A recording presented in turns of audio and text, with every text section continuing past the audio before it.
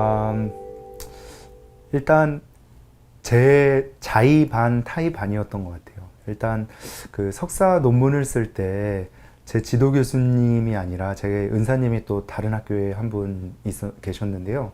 그 교수님께서 통합 연구 방법, 그러니까 뭐 혼합 연구 방법이라고도 하는데 믹스드 메소드라고 하는 질적과 양적을 같이 합쳐서 한 연구에서 담아내는 것을 제안을 하셨고, 그래서 그때 처음 이제 석사과정 3학기 때 질적 연구 방법이라는 것도 있구나, 그래서 접하게 됐었어요. 근데 그 이후로 그때 당시에 제가 했던 질적 연구를 생각해 보면 굉장히 기술적인 수준의 아주 기초적인 수준의 인터뷰하고 그 내용 그냥 한번 분석해 보고 뭐 그 정도 수준이었는데, 제가 대학원에 이제 미국으로 유학을 가게 되고, 미국에서 제가 있던 필드 자체가 굉장히 인간 중심적이고, 그러니까 제 지도교수는 노동교육을 하신 분인데 굉장히 사람을 먼저 생각하는 그런 필드였어요. 근데 그런 곳일수록 더 질적 연구 방법론이 더 강하고, 그다음에 철학적인 사유라든지 어떤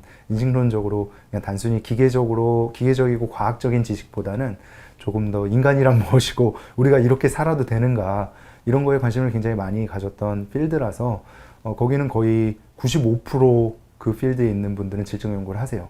그래서 이제 거기서 트레이닝을 받았고, 그 받은 트레이닝을 바탕으로 해서 미국에서 졸업 이후에 제가 졸업한 학과 대학원 박사과정생들 20명과 제가 강의를 했었어요. 그래서 그 강의하면서 또 더 질적 연구에 대해서 조금 식견이 생겼죠. 각 강의마다 배우는 그 부분도 전부 다 독립적인 어떤 철학적인 기초, 기반, 역사를 다 지니고 있어요. 그래서 이게 사실 양적, 질적으로 이렇게 딱 나뉘기가 굉장히 힘든데, 질적 안에는 현상학이면 현상학, 문화기술주면 문화기술주, 요 하나하나가 다 다른 방법론이에요, 어떻게 보면. 그래서 저는 그 중에 이제 분석적으로는 그 근거 이론에 기반을 해서 자료 분석은 했지만, 현상학과 생애사 분석이라는 요 두 가지를 해서 인간이 자기 인생 주기를 살아가면서 사회로부터 어떻게 소외를 받고, 그 소외가 교육이라는 걸 통해서 어떻게 극복하려고 하고, 그다음에 그 극복이 또다시 어떤 장애물에 부딪히게 되는지, 그리고 그런 것들이 어떻게 지속적으로 재생산되는지, 이런 것들을 아까 말씀드린 그 현상학이나 생애사 관점에서 비판적으로 한번 바라본 게 제 박사 논문이에요. 그래서 그 이후로도 계속 질적 연구자로서 활동을 하고 있고요. 현재 뭐 여기저기서 특강도 하고 우리 학생들뿐만 아니라 다양한 우리 그 연구하려는 대학원생들 만나서 제가 배운 것들, 그리고 계속 공부하고 있는 것들, 그런 것들 계속 전파하고 있는 그런 입장입니다. 그러니까 이게 딱 어떤 실증적이고 객관적이고 과학적인 지식을 만드는 활동이 양적 연구를 통해서 하는 활동이라면, 질적 연구는 딱 쉽게 얘기하면 이거예요. 인간이 살아가는 사회는 그거보다 훨씬 복잡하다. 그러니까 우리는 생쥐가 아니다. 실험이 이루어지는 공간처럼 여기 실험 대상, 여기 통제 대상, 이렇게 실험군, 통제군 이렇게 나눌 수 없고, 또 인간의 어떤 사고나 변화나 발전이나 아니면 감정이나 이런 것들에 단순히 몇 개의 변인 이외에 너무 복잡한 변인들이 동시에 영향을 미치고 받아들여지는 방식도 다 다르다는 거죠, 사람마다. 그러니까 이게 질적 연구의 장점이에요. 그래서 우리는 이거를 일반화시키는 것이 목적이 아니라 만약에 단 한 사람이라도 어떠한 특정 현상을 경험을 했다면 그 현상의 의미는 무엇인지, 그리고 이것이 우리 학문 세계에 주는 가치는 무엇인지를 깊이 있게, 이 깊이 있게는 철학적으로도 깊이 있게 들어가는 거예요. 그래서 훨씬 장점이라고 하면 저는 인간적인 것 같아요. 질적 연구는 그 자연적인 상황에서, 우리가 살아가는 그 상황에서의 연구이기 때문에 이게 딱 만들어진 연구에 우리가 연구자가 이게 중요하다라고 다가가는 게 아니에요. 그냥 있는 그대로 그 사람의 삶 속으로 들어가는 거고, 그 안에서 그 다양한 경험들의 의미와 가치를 어떠한 철학적인 기조를 바탕으로 해서, 그 틀을 바탕으로 해서 한번 해석해보고 찾아내가고 탐색하는 과정이에요. 그래서 훨씬 인간적이고 훨씬 뭐라 그럴까요? 그 뭔가 이렇게 뭉클해요. 우리 질적 연구를 하다 보면.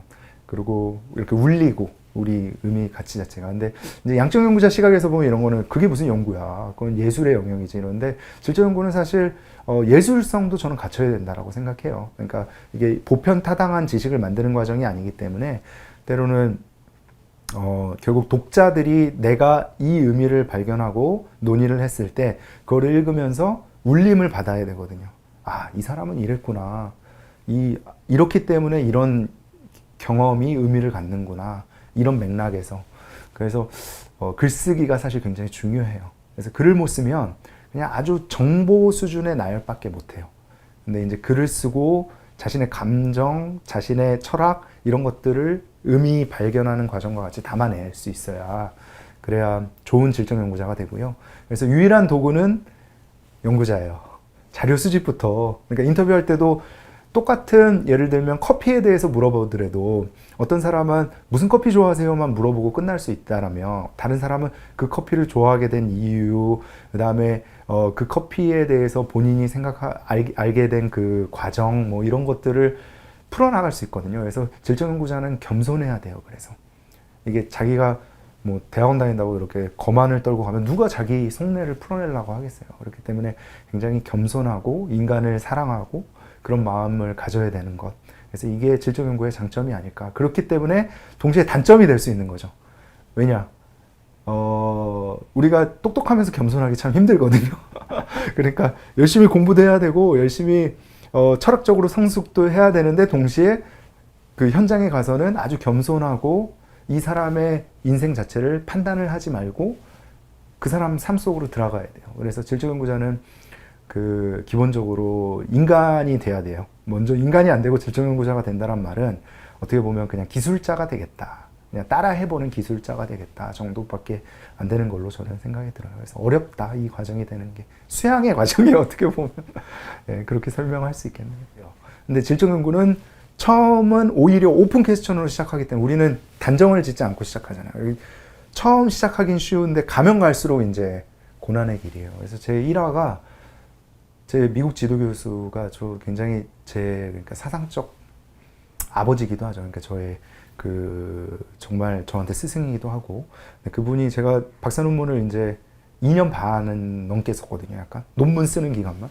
그래서 그 기간 동안 책도 읽고 막 좌충우돌을 했죠. 제 생각도 몇 번이나 바뀌고 그러는 동안 어느 순간에 제가 영어 이름이 KP예요. 경필의 앞자 KP.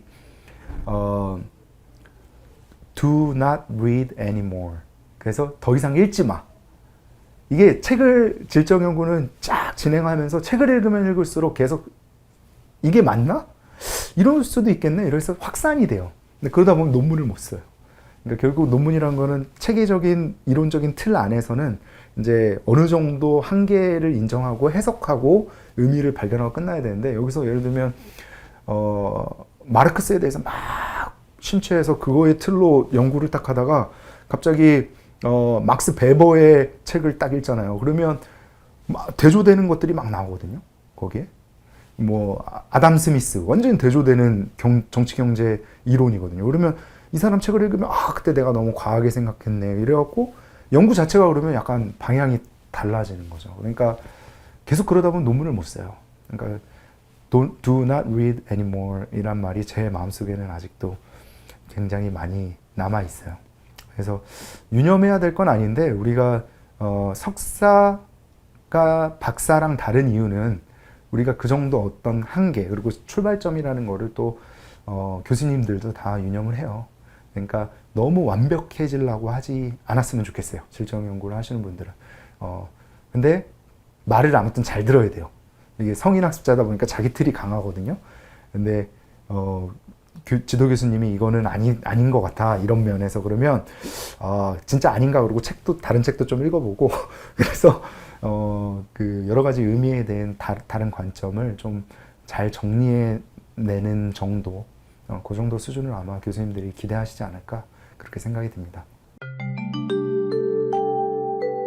연구 방법론 자체는 각각의 학문마다 갖고 있는 어떤 그 패러다임을 가르치는 겁니다. 그러니까 여러분들은 여태까지는 서브젝트에 대해서 공부를 하잖아요. 상담이면 상담, 지도 이론이면 이론, 그러니까 이런 해당 영역, 이거를 영어로는 substantive knowledge라고 하는데, 그러니까 그 실체적인 지식도 중요하지만 이 실체적인 지식을 어떻게 내가 접근하고 어떻게 연구로 담아낼 건지를 배우는 거고, 이거는 비단 논문을 쓰기 위한 과정뿐만이 아니라 세상을 바라보는 눈을 배우는 겁니다. 여러분이 석사의 과정을 시작하시면서 여러 가지 인생에서의 다양한 지점에서 다양한 고민거리를 가지고 오셨을 건데, 이 과목을 통해서 논문을 추후에 쓰게 되든 안 쓰게 되든 세상을 바라보는 눈을 좀 더 키우시고 그것이 여러분의 행복과 연결됐으면 좋겠습니다. 여러분들